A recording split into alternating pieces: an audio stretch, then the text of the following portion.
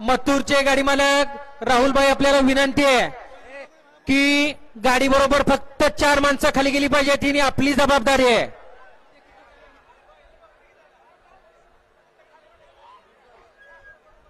या मैदानाचा नियम सर्वांना माहित आहे, सांगा तेवढा समालोचक.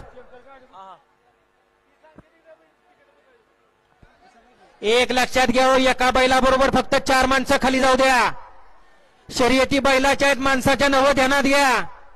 सर्वांना आपण सूचना दिल्यात, मैदान हे बैलगाडी मालकांच्यासाठी आणि बैलांच्यासाठी असतं.